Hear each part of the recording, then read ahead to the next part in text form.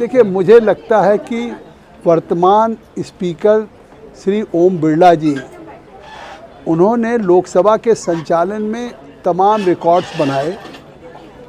शायद पिछली बार 5 साल के कार्यकाल में, इस बार भी रात को 12-12 बजे तक पूरा देश लोकसभा चैनल को देखता है कि इतनी देर रात तक लोकसभा की कार्रवाई चलना।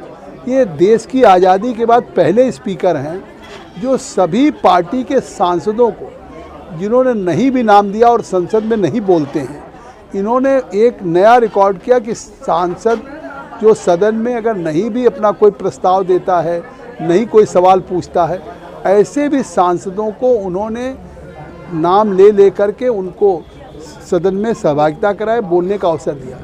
सदन में महिलाओं को सबकी सहभागिता हो। किसी दिन सदन में वो केवल महिला सदस्यों के लिए समय देते हैं कि आज ज़्यादातर सवाल जो प्रश्न पूछे जाएंगे क्वेश्चन और मंत्रियों से, केवल महिला सदस्य पूछेंगे। मुझे लगता है कि जो एक लोकतंत्र में, संसदीय प्रणाली में जो एक लोकतांत्रिक मूल्यों का मजबूत ढंग से करने वाला एक कस्टोडियन स्पीकर होता है, वो काम ये कर रहे हैं। अब मुझे लगता है ये शायद लाते भी नहीं अविश्वास प्रस्ताव, ये केवल राहुल गांधी की पहल है। अब राहुल गांधी कहते हैं कि मुझे सदन में बोलने नहीं दिया जाता। मैं कह रहा हूँ कि सदन में वो कब बोलना चाहते हैं, उन्हें बोलने नहीं दिया जाता। सदन की कार्रवाई नियमों से चलती, प्रस्तावों से चलती।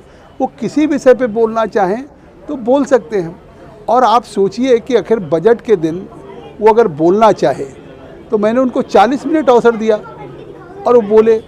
अब अगर वो राष्ट्रपति के अभिभाषण पे बोलना चाहते थे तो राष्ट्रपति के अभिभाषण या बजट पे बोलेंगे। जो किताब प्रकाशित नहीं है, जिसका कोई विषय से प्रसंग नहीं, उसी पे उनकी सुई रुक जाती है। आप देखते हैं कि सदन में किसी एक इशू पे जिसका कोई पार्लियामेंट्री रिलेवेंस भी नहीं है, उस पे रुक जाती है। और लगातार फिर सदन को उन्होंने खुद नहीं चलने दिया। जब महामहिम राष्ट्रपति के भाषण पे आपको सरकार की सारी नीतियों का आलोचना करने का अवसर है, कार्यक्रमों पे है, आप जितना स्पष्टता से चाहें जो सुझाव दे सकते हैं, जितनी आलोचना कर सकते हैं, लेकिन वो एक सनसनी पैदा करना चाहते हैं। जिस तरह से फिर आप सोचिए, जो विषय बजट में नहीं था उस विषय को बार बार उठाना चाहते थे बजट में भी, तो आखिर सदन में हम कैसे उनको इजाज़त दें। लेकिन अगर आप और विषय बोलना चाहते तो बोलिए।